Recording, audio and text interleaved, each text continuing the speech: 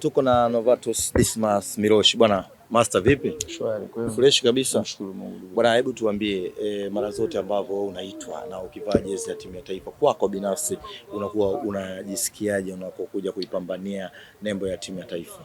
Nafikiri ni ndoto ya kwangu au ndoto ya kila mchezaji ni Mtanzania kutumikia nchi yake Tanzania, hasa kwenye kipindi cha FIFA break, kwa sababu ni heshima kwa vilabu tunavyotoka na tunajivunia sana kuichezea timu yetu ya taifa, kwa sababu ni timu ambayo kwa sasa hivi inaonyesha mwanga wa kufanya vizuri zaidi katika mashindano tofauti tofauti. Wewe ni mchezaji ambaye umekuwa na mwendelezo bora sana tangu umeanza kuitwa, mara zote umekuwa na mwendelezo kwenye michuano yote ukipatikana unaitwa.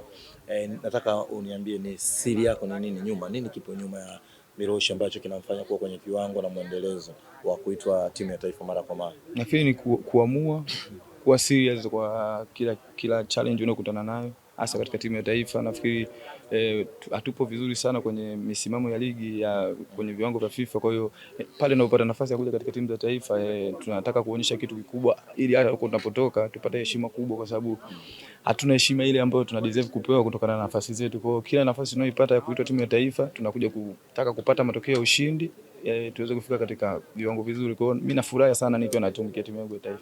Nova, wewe ni mchezaji A-list kabisa hapa kwetu kwenye timu ya taifa, na nataka nifahamu maana umecheza michuano mikubwa kama UEFA na kitu kingine, unapokuja kwetu nazungumza ule mjumuisho sasa wa timu mnakopewa ile mpango kazi wa mwalimu, kuna utofauti gani na kule ambavyo unacheza?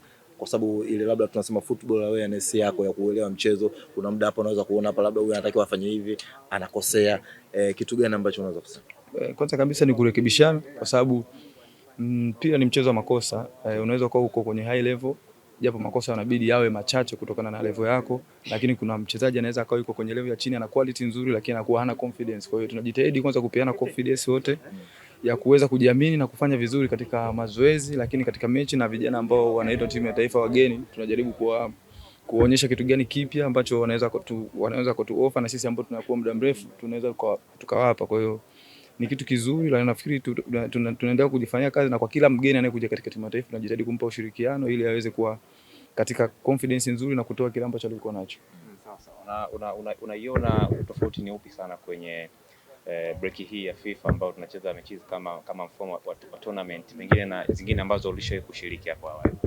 Nafikiri hii ni nzuri kwa sababu nafikiri mwalimu ameshaongea before kwamba itampa kila mchezaji nafasi ya kucheza. Kwa hiyo itakuwa ni kitu kizuri kwa sababu tunacheza mechi nyingi tofauti na awali tunacheza mechi moja au mbili, afu zinakuwa ni competitions kubwa zaidi ambazo zinahitaji matokeo. Lakini hii hapa mwalimu yupo kwa sababu ya kuangalia vijana na kutengeneza timu kuelekea mashindano ya AFCON 2027. Mimi nataka nifahamu kwako personal. Kwenye michezo ya nyuma kidogo ulikuwa unapata kadi, lakini sasa hivi umekuwa umejirekebisha.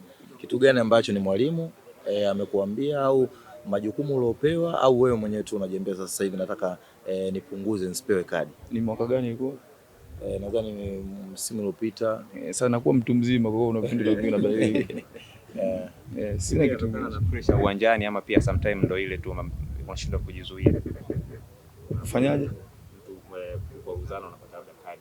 Kwa sometimes inatokana ni pressure uwanjani vile mechi inavyoenda, ama unatokana unashindwa kujizuia kutokana na tukio hilo. Kama nilivyokuambia, mpira miguu ni mchezo ambao tunatumia nguvu, na mara nyingi unapokuwa uwanjani tunakuwa na tempo. Lakini kujicontrol kwa mtoto na kuwa mtu mzima ni vitu viwili tofauti. Kwa hiyo nimekuwa na nimejifunza, nimeshacheza mechi nyingi, nimeshacheza sehemu tofauti tofauti, najua jinsi gani ya kuhandle myself situations zote. Ongea na Watanzania nao.